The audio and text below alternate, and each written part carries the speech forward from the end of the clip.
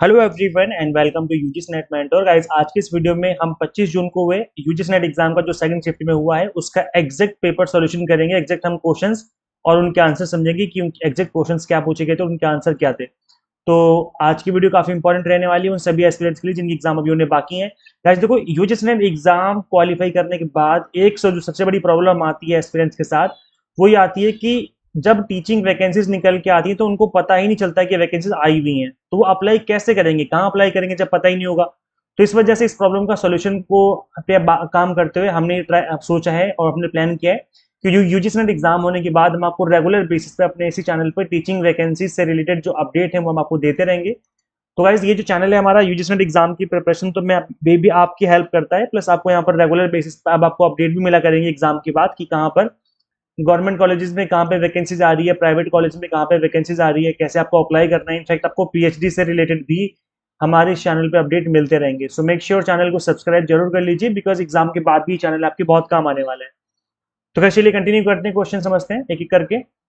So 3 persons A, B and C can complete a piece of work individually in 10 days, 12 days and 15 days respectively।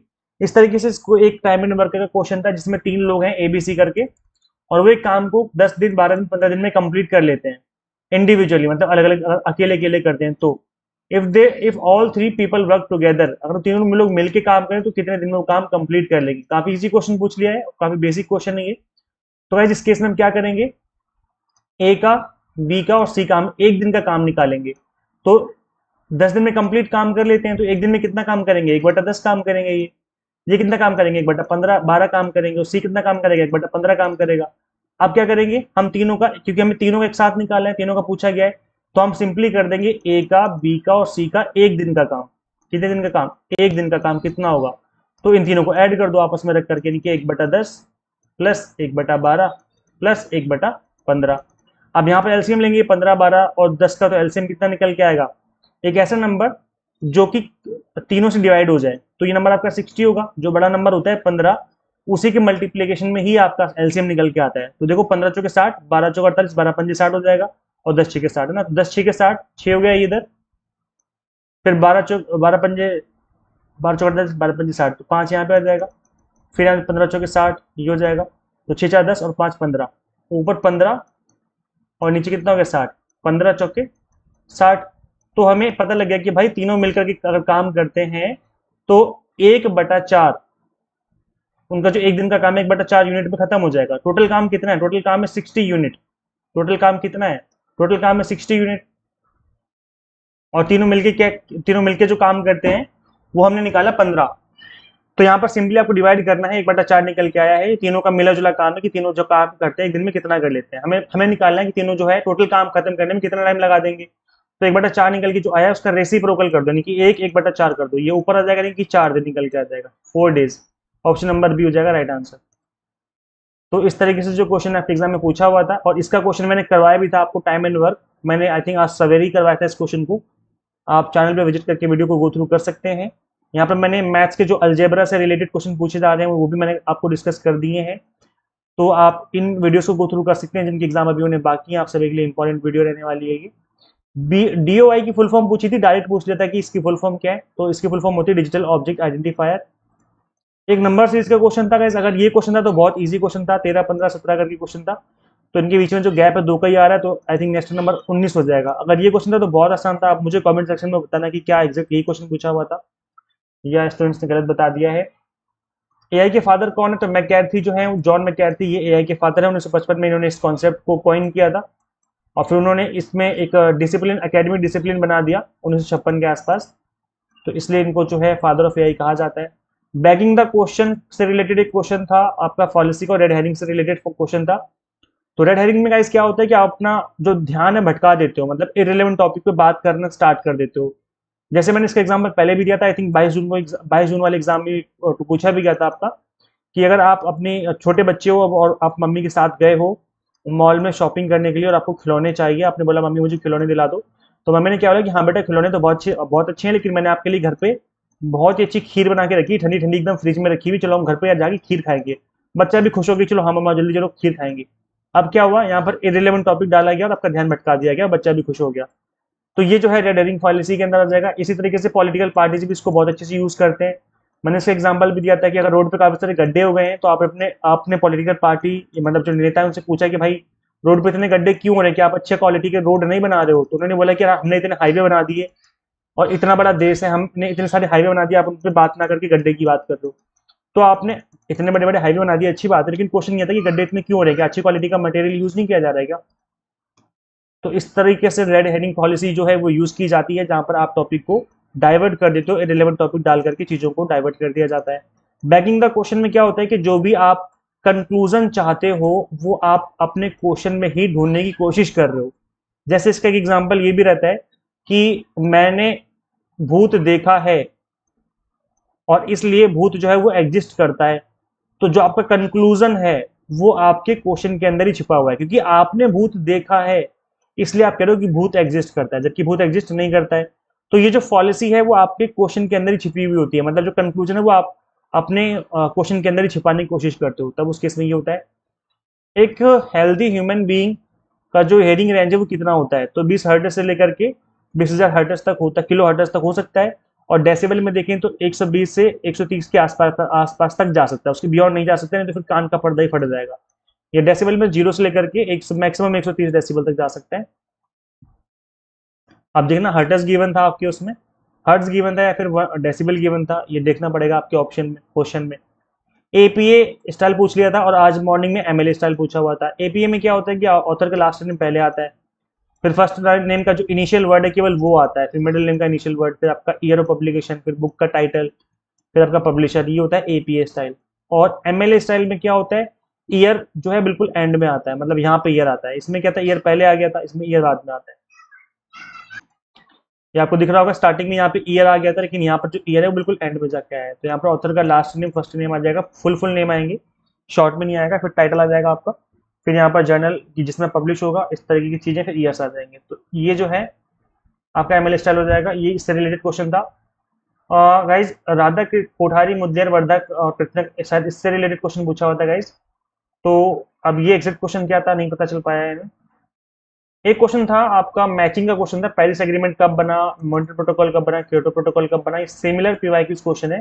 PYQs में इस तरह के question बहुत पहले भी काफी बार पूछे जा चुके हैं। तो मॉन्ट्रियल प्रोटोकॉल जो है 1987 में बना, क्योटो 1997 में, ये 1987 या 1997, और पेरिस एग्रीमेंट 2015 में बना। तो आई थिंक इसका मैचिंग से रिलेटेड क्वेश्चन पूछा हुआ था। हाँ, डीओआई की फुल फॉर्म पूछी थी, यही थी। इस तरीके का क्वेश्चन था कि in the context of published research article DOI किस तरीके से की फुल फॉर्म क्या है। तो इसकी फुल फॉर्म हो जाएगी डेटा डिजिटल ऑब्जेक्ट आइडेंटिफायर। अरे हमने ऊपर डिस्कस किया, तो इसकी फुल फॉर्म सेकंड वाला हो जाएगा। ये क्या होता है, it is unique permanent identification number link और given to our research article, journal, paper, thesis, report, book, chapter etcetera. तो ये एक परमानेंट आइडेंटिफिकेशन नंबर होता है जिसके थ्रू आप उसको ट्रैक कर सकते हो बाद में। So think of DI like an Aadhaar number, permanent ID for a research paper. Even if the website of the article changes, the DOI remains the same and helps you find the article. तो article को find करने में हमारी help करता है। इससे related question आपके exam में आपका पूछा गया था। आईसीएआर के फंक्शंस पूछे हुए। तो गाइस देखो, आईसीएआर की फुल फॉर्म होती है Indian council of agriculture research. 16 जुलाई 1929 में इसको एस्टेब्लिश किया गया था। इसके जो कोर फंक्शंस हैं, क्योंकि ये एग्रीकल्चर से रिलेटेड है,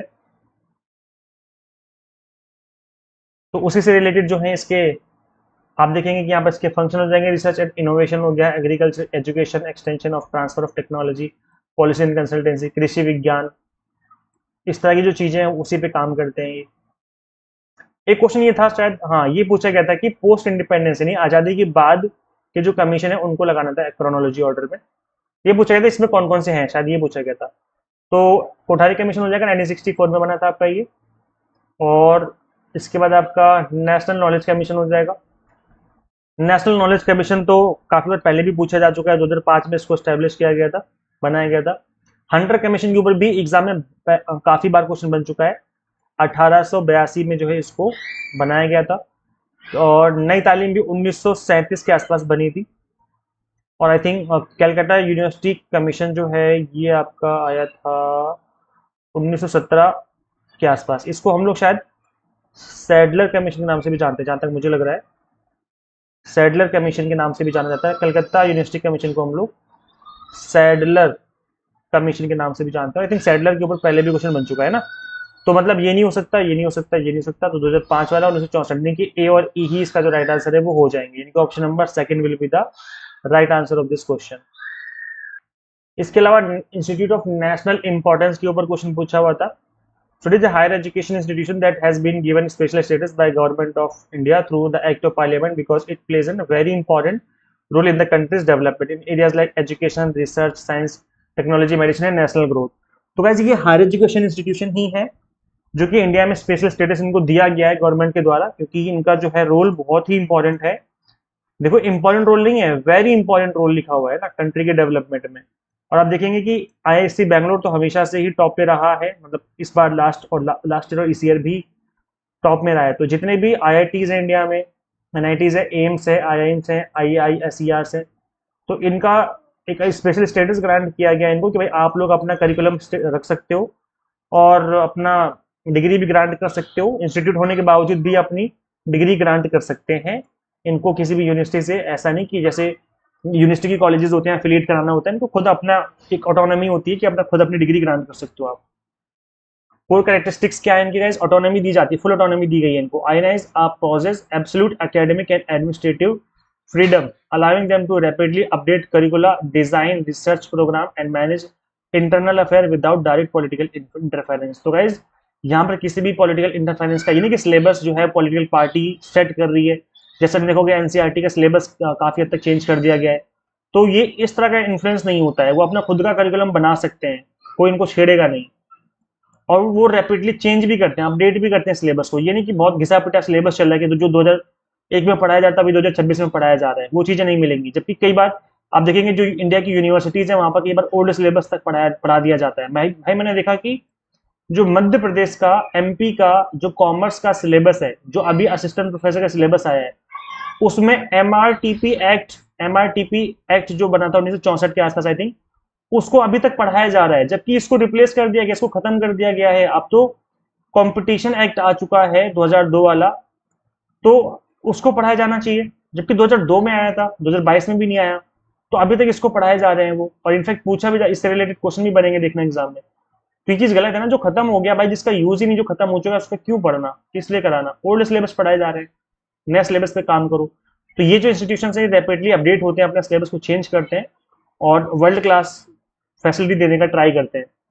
फंडिंग क्या कहाँ से मिलती है? They receive direct substantial financial backing from the government of India. Direct central government से फंडिंग मिलती है, और यूजीसी जो है फंडिंग करता होगा फिर तो, facilitating world class infrastructure and advance research labs. Degree power, INS have the statutory authority to set their own exam and award their own undergraduate, post graduate and doctoral degree। खुद की degree जो है वो दे सकते हैं और किसी भी यूनिवर्सिटी से उनको एफिलिएट होने की जरूरत नहीं है। एक क्वेश्चन पूछा गया था गाइस NIOR के ऊपर, जो आपके ratio, interval, ordinal, nominal scale होते हैं। अब एग्जैक्ट क्वेश्चन क्या था तो पता नहीं चल पाया, लेकिन हमने इस एक क्वेश्चन को यहाँ पे डाल दिया है आपके रेफरेंस के लिए।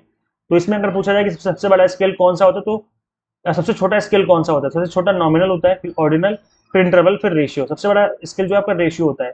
अगर हम पूछे बड़े कि सबसे बड़ा कौन सा होता है, फिर बड़े से छोटे की तरफ जाना है तो रेशियो, फिर इंटरवल, फिर ऑर्डिनल, फिर नॉमिनल, इस तरीके से हो जाएगा।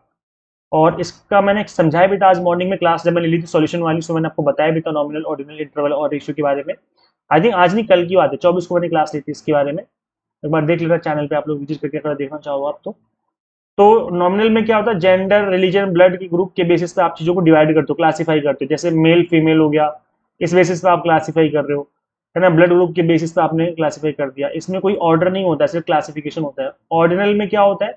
हम रैंक देते हैं, रैंक 1 2 3 4 इस तरीके से। तो रैंक दी जाती है, मेरिट पोजीशन, सेटिस्फेक्शन लेवल, जैसे आप ओला उबर में करते हो ना, वो ऑर्डिनल स्केल होता है कि 3 स्टार दे दिया, 4 स्टार दे दिया, ऑर्डिनल स्केल हो गया वो। तो यहाँ पर ऑर्डर एग्जिस्ट करता है बट नो इक्वल गैप। इसके अलावा गाइस अगर हम बात करें इंटरवल स्केल की, तो यहाँ पे क्या होता है? इक्वल इंटरवल्स हो सकते हैं। टेम्परेचर इन सेल्सियस जो है इसका बेस्ट एग्जांपल होता है। नो ट्रू जीरो, यहाँ पर जीरो एग्जिस्ट नहीं करता। जीरो होगा लेकिन उसकी वैल्यू जीरो का मतलब जीरो नहीं होता है। जैसे एग्जांपल के लिए मैंने इसको समझाया भी था कि जब अगर हम इसको टेम्परेचर की बात करते हैं तो 10 डिग्री सेल्सियस का मतलब है कि गर्मी है, मतलब ये 40 डिग्री सेल्सियस मतलब गर्मी है। अब जीरो का मतलब ये नहीं कि टेम्परेचर खत्म ही हो गया, टेम्परेचर ही नहीं बचा। टेम्परेचर जीरो का मतलब है कि ठंडा मौसम आ गया है और बर्फ जमना चालू हो चुकी है। और -10 का मतलब है कि बहुत ज्यादा चिल्ड मौसम हो रखा है। जबकि अगर मैं बोलूं मेरे पास 0 पैसे हैं, इसका मतलब मैं तो गरीब हो गया। लेकिन आप ये नहीं कह सकते कि 0 डिग्री सेल्सियस इसका मतलब है मौसम गरीब हो गया। मतलब यहाँ जीरो का मतलब ये नहीं कि खत्म हो गया, कंगाल हो गया, नहीं। जीरो का मतलब तब भी वहां टेम्परेचर टेम्परेचर जो है वो एग्जिस्ट कर रहा है, समझ रहे हो ना, कि जीरो का मतलब भी एक वहां पर एक वैल्यू है। जीरो का मतलब भी एक वैल्यू है जो कि इंडिकेट कर रही है, कोई ट्रू वैल्यू है वहां पर, है ना। तो यहाँ पर जो जीरो होता है इस केस में इंटरवल में, वो ट्रू जीरो रिप्रेजेंट नहीं करता है। जीरो वैल्यू हो सकती है वहां पर, लेकिन ट्रू जीरो नहीं होता है। उस जीरो का मतलब भी कुछ होता है। जैसे मैंने इससे क्या एग्जांपल दिया था, आईक्यू, अगर किसी का आईक्यू जीरो है, इसका मतलब है कि ऐसा तो नहीं उसकी बॉडी में ब्रेन एग्जिस्ट नहीं करता होगा, फिर भी उसकी उसकी बॉडी में तो ब्रेन होगा ना, दिमाग में उसका भूसा थोड़ी ना भरा होगा, ब्रेन तो फिर भी होगा। तो जीरो का मतलब ये नहीं होता कि वो कंगाली हो गया, खत्म हो गया, इंटरवल के केस में। लेकिन रेशियो के केस में ऐसा हो सकता है, यहाँ पर ट्रू जीरो प्रेजेंट हो सकता है। हाइट हो गया, वेट हो गया, एज हो गया, इनकम हो गई, है ना। आप देखेंगे एज जीरो भी होती है, जीरो से इनकम शुरू, आपकी जो एज है जीरो से शुरू होती है ना, इनकम भी जीरो हो सकती है। हाइट तो खैर एग्जैक्ट जीरो नहीं हो सकती, लेकिन काफी हद तक अगर जो छोटे कोई जीव जंतु है उसकी हाइट अगर नापोगे तो काफी हद तक जीरो के इक्वलेंट आ सकता है नंबर। तो ये है, इससे रिलेटेड गाइस क्वेश्चन बना था आज के एग्जाम में, NIOF से रिलेटेड। HTTP FTP STMG इसकी मैचिंग का क्वेश्चन था गाइस, इसकी फुल फॉर्म आप लोग देख लीजिए। और मैचिंग का क्या क्वेश्चन था एग्जैक्ट हमें पता नहीं चल पाया, बट इसकी फुल फॉर्म आप लोग याद कर सकते हो। इससे एब्रीवेशन पे क्वेश्चन बन रहे हैं तो आप इनको याद कर लीजिए गाइस। गाइस आप बिलीव नहीं करेंगे कि स्टूडेंट्स से कितना अच्छा फीडबैक निकल के आ रहा है। ये स्टूडेंट ने काजल करके देखो, इनका देखेंगे आपके डायरेक्ट क्वेश्चन आए हुए थे एग्जाम में, जो रिवीजन करवाई थी, जो कोर्स में पढ़ाया था, सब कुछ आ गया था। तो इस तरीके का जो फीडबैक है वो निकल के आया। इनफैक्ट जो कल कॉमर्स का एग्जाम हुआ था उसमें तो स्टूडेंट्स काफी खुश थे, और उनके एग्जाम में तो मोर देन 80% पढ़ाए हुए में से ही आ गया था। तो मैं जो कहता हूँ कि मैं हम लोग एग्जाम टारगेटेड आपको पढ़ाते हैं, टारगेटेड प्रिपरेशन करवाते हैं, उसका मतलब यही है। उसका मतलब क्या है कि भाई यहाँ पर जो आपको कंटेंट मिल रहा है वो टू द पॉइंट और एग्जाम टारगेटेड है। तो गाइज आप लोग इनरोल कर सकते हो दिसंबर 2026 एग्जाम के लिए। हमने आपको 3 मंथ और 6 मंथ 12 मंथ के कोर्सेज आपको अवेलेबल करवा दिए हैं। इस एग्जाम को फर्स्ट अटेम्प्ट में क्रैक किया जा सकता है, लेकिन सही कंटेंट के साथ, सही स्ट्रेटेजी, सही प्लानिंग के साथ अगर स्टडी करें स्टार्टिंग से, तो डेफिनेटली इस एग्जाम को अपने आप फर्स्ट अटेम्प्ट में ही क्रैक कर लेंगे। आपको बार बार एग्जाम नहीं देना पड़ेगा।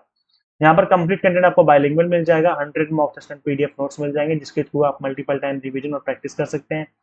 गाइस करना क्या होगा, आपको सिंपली गूगल प्ले स्टोर से एग्जाम मेंटर ऐप इंस्टॉल कर लेनी है। अगर आप एक iOS यूजर है तो उसका लिंक हमने अलग से वीडियो के description box and comment box में दे दिया है। एक चीज मैं और मेंशन कर दूं कि कल, क्योंकि कल एग्जाम नहीं है, आप सीधा 29-30 को एग्जाम होगा, तो रिवीजन सीरीज 4.2 आप फॉलो कर लीजिए। यहाँ पर पेपर 1 के हमने ऑल 10 यूनिट्स को रिवाइज करवा रखा है मिनिमम टाइम में, तो इस सीरीज का लिंक मैं दे दूंगा description box and comment box में। तो गाइस मेक श्योर आप इस सीरीज को फॉलो करें, यहाँ से भी एग्जाम में आपको अच्छा स्कोर करने में डेफिनेटली हेल्प मिलेगी। सो ये है। बाकी आपके एग्जाम में क्या कुछ क्वेश्चन पूछे गए थे, आप भी अपना फीडबैक दीजिए कमेंट सेक्शन में, and share this video with all UGC net aspirants and assistant professor job related updates पाने के लिए चैनल को सब्सक्राइब कर लीजिए। मिलते हैं फिर नेक्स्ट वीडियो में। Thank you.